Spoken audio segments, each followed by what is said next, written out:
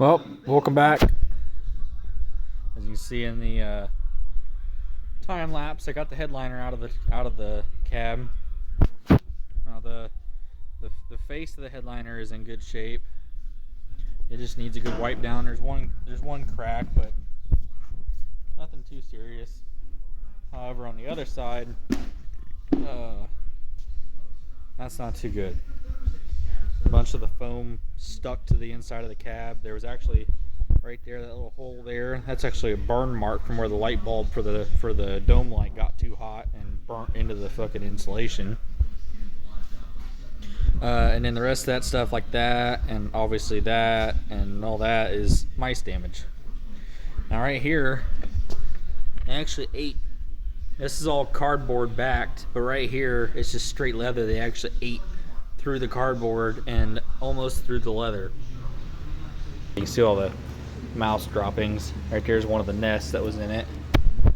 I had my respirator on the whole time I was in there because it was all that was falling down while I was pulling the headliner down. Anyway, we got it down, so now I'm gonna work on kind of cleaning up some stuff around the roof. The biggest reason why I took the headliner down was so that way I could get to the screws for the overhead console, so I can take the overhead console down, or at least pull it out enough I can get the speakers out. And then also I'm gonna run a new coax cables for the CB and stuff. And then since I got the cab all opened up, I'm gonna leave it opened up like this until I get done with the cab lights and stuff, because the cab light wiring is all in here anyway, and it's all siliconed, so I'm gonna have to be in here anyway. You can see, like, right there's one, should be one right there somewhere. There's another one, there's another one, and there's another one, and there's probably one right in the center if I remember right. But anyway, I'm gonna need it in here anyway, so when I put the new ones in, I can re-silicone the wiring and stuff. So I'm probably just gonna leave it off for now. I might like lay it up here in the sleeper or something when I get ready to start painting and stuff, just to get it up off the floor so it doesn't get paint on it or anything. So I'm gonna go through and try to figure out what this bundle of wires here is, what all runs to it and stuff, and what runs up behind this plastic cover, and try to clean it out a little bit. I can get to the speakers now, so I can pull those out and get 2 new speakers, and then I'm gonna run probably run 2 new wires to it too. I got boxes, that means I got a new toy. I got this little 6-foot scaffolding, well, more like 5 foot, but I got this little scaffolding when I go start working on the roof, which might be today if I start pulling the cab lights out and stuff. Make it a little easier to be able to work on the roof, be able to reach everything a little easier. Put this back in so I shut the door. Yeah, it's not a little bad little scaffolding. It's got 2 wheels on the one side. You just kind of pick up on it. It's pretty light. Wheel it around pretty easy. I should be able to set this, yeah, right against the truck. That's gonna make getting up on this thing ain't the easiest. I need to change the ladder. Yeah, I make about the perfect height to be able to get up here and be able to work on the roof, especially when I go start painting. It's gonna make getting up here to paint a lot easier. Actually, when I go to paint the roof, we may end up bringing a forklift in here and bringing the forklift right up here close, so I can get up on the pallet, put a pallet on there or something, and then when I go to paint, I'll just kind of lay across the roof and start at that corner, and then come on and focus. Just lay on the roof and start on that corner, and then kind of work my way across the roof. Yeah, this will definitely help when I get up here and start working on the roof. So I got the radio mocked into the dash. It fits good for like a single din. I know it will fit good. Since I got the overhead console down, I took the speakers out and I tried just mainly hooking just one of the speakers, which I know they're good because I tried them on another speaker wires. Like, it's another thing. I know they're good. The speakers are fine. They work. They're not very good, but they work. I can't get that damn radio to play any audio through the speaker wires. So I don't know. I'm gonna have to do some research into it, but I'm thinking I'll have to get a new radio. But it is pretty slick to have this set up. I like this radio because it gives me the touch screen without having to cut a bigger hole into the dash. So if I do get another radio, I'm gonna get another one that has the flip up screen like that, because that's pretty slick. I got it adjusted to where it doesn't hit anything, doesn't hit the dash or anything. But I really like having the touch screen. I'd like to get one. If I can get one that has like Android Auto, then I can pull up messages and all that kind of stuff on it, and rear view camera and all that stuff. But yeah, so that's where I'm at with the radio and stuff. You see, when you shut the power off, it turns itself off and folds back up. We got the rest of the overhead console down. I'm going to take this other cover off so I can get to the wiring for the cab lights. I'll go through and unplug them all and chip away at some of that silicone that's around them. I don't know if it leaked at one point, but someone just went to freaking town with silicone around everything that's in this roof. The silicone around every nut and bolt, and which I understand, but then it's also got silicone on the outside too. So that's why it makes me think maybe it leaked at one point and they just went to town, smeared silicone all over everything to try to get the seal. I'm going to chisel away at some of that silicone and try to see if I can't get the cab lights. Now I'm looking at this one real close. That's a riv nut, so it's not even a nut on the back. So I might not have to. I might just have to get up top and just get a screwdriver or something on the top and start taking the screws out of them. Got the rest of the overhead console down, that plastic cover, got it out. Got all the wiring and stuff exposed. There's the speaker wires hanging down there. And I started taking the cab lights off too. This scaffolding really works nice for working on the roof. But I got a couple of the cab lights out. They're in pretty rough shape. They're cracked and they were definitely leaking, and at some point, unfortunately, someone just smeared silicone all over the inside of them and tried to seal them, which didn't work. But I got the grill out too. The grill's in really good shape. There's a little ding right there. There's a dent right there. But I'm thinking I might be able to tap it from the back a little bit and try to straighten that out a little. I'm gonna paint the grill black.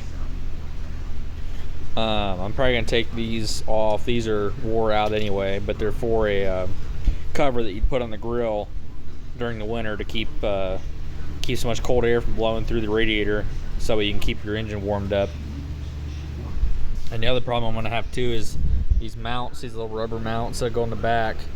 3 of them broke off, so I'm gonna have to play with those and see if I can get the broke off part out. Or 2 of them broke out. Both the bottom ones broke off. So we'll see if I can get those out. First though, make myself feel a little better and make me feel like I got a little bit of an accomplishment. I got stuff for paint back here. So I'm gonna get those 2 charger pipes and then the main intake pipe. I'm gonna wire wheel them real good. I'm gonna lay them out on this cardboard and get those painted, or at least primered. And I'm gonna take the 4 rubber boots and put them in the sink and try to clean them up good. That way they're cleaned up, because they're not stiff or anything. They're still good and flexible, so I'm gonna reuse them. And I'm gonna do the same thing with the bands too. I'm gonna clean them up real good, and then oil the threads real good, so when I go to put them back on, they'll go on real nice. So that's the project for right now, and then I might work on maybe taking some more cab lights out, because they're being kind of a pain to get out. I gotta cut the wires and rip them up through the roof and cut a bunch of silicone out and stuff, so they're being kind of a pain. But I'm gonna do this first because it can feel better to have something sprayed in primer.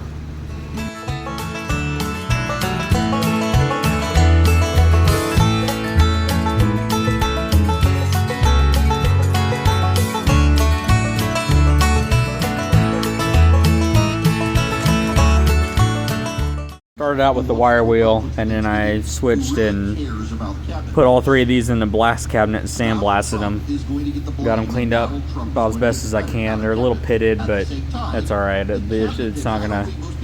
I'm not going for anything, by any means, anything perfect on this truck. I just want to get it cleaned up. So I'm gonna wipe these down with some brake clean and shoot them with some primer.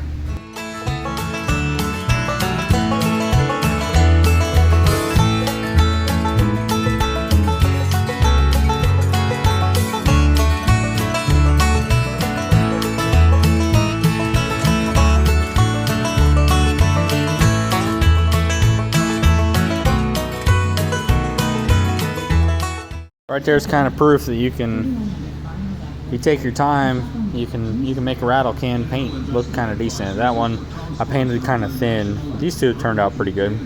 So I'll wait for those to tack up and then flip them over and paint the other side with primer, and then those will get painted the same New Holland blue that the body's gonna get painted. So then the pipes will match the truck on the inside here. There's a little bit of a problem I'm running into now.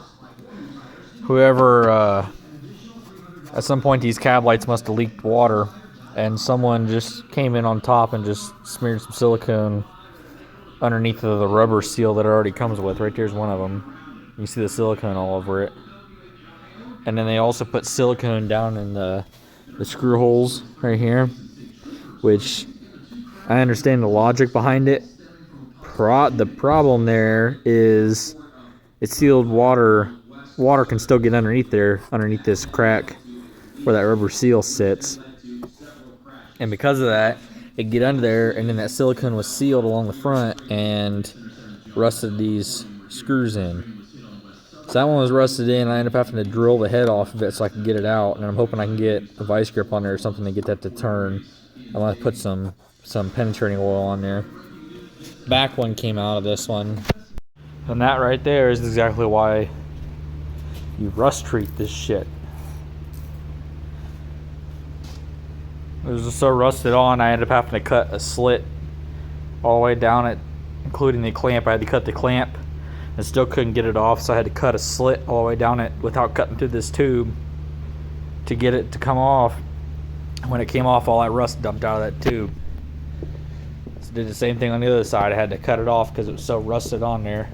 You see all the rust that dumped out of it. I had to cut a notch all the way down without cutting through that tube to get it to come free, because it was seized on there. It wouldn't let loose. So I'm definitely going to clean this up as best I can, and I'm going to treat the inside of both of these before I put new fenders on it. I'm going to treat the inside of those. I'm going to treat the inside of these with a rust prevention chemical, and I'm also going to coat the inside real good with paint as best I can. And hopefully we don't have to deal with that again. I don't know, this side, yeah, this side's bolted on. That side's got a weld on it. So I don't know, maybe that side fell off at one point and they welded it. But the nut on the back of this is pretty rounded off with rust. So I may end up cutting it off and doing the same thing as the other side and welding one onto it. We'll see. I'm probably going to wrap it up here for this video. I don't know when the next video will come out because, we got Thanksgiving coming up and stuff. So hopefully I'll have a chance to get back here and keep working on this. If I do, I'll definitely get some more footage and get the video posted. I'm hoping to get the radiator drained this week. That way I can start looking at getting a new pipe or see if I can fix that one. And yeah, so I'm gonna wrap the video up and stay tuned for future videos or future episodes. And here soon too, I'm gonna get the radiator drained and get these tires off so I can get this up on blocks so I can start needle scaling the frame. I'm gonna go through with a needle scaler, and it'll clean up all this corrosion and stuff and try to get all that cleaned up as best I can. Also might work on getting the fifth wheel cut off. I got to get every one of these cut around there flat enough that they'll come out and punch them through. That way I can get the fifth wheel off and get the frame cleaned up and maybe salvage this fifth wheel. I'm not 100% sure if I'm going to be able to or not, because it's in pretty rough shape. but I'm hoping maybe I can salvage it. Hoping maybe I can save it. We'll see though. I guess I need to, before I tear it into anything else, I should take it out, hook to the trailer, and release the air and see if it'll even slide, because like I said, it's so rust jacked and bowed up so bad that I'm afraid it's not going to move like it's supposed to. Although it might not be rust jacked, it might be the way it's supposed to be. I'm not 100% sure. So we may hook a trailer to it and try sliding it and see what it does. But yeah, stay tuned for upcoming videos. Thanks for watching.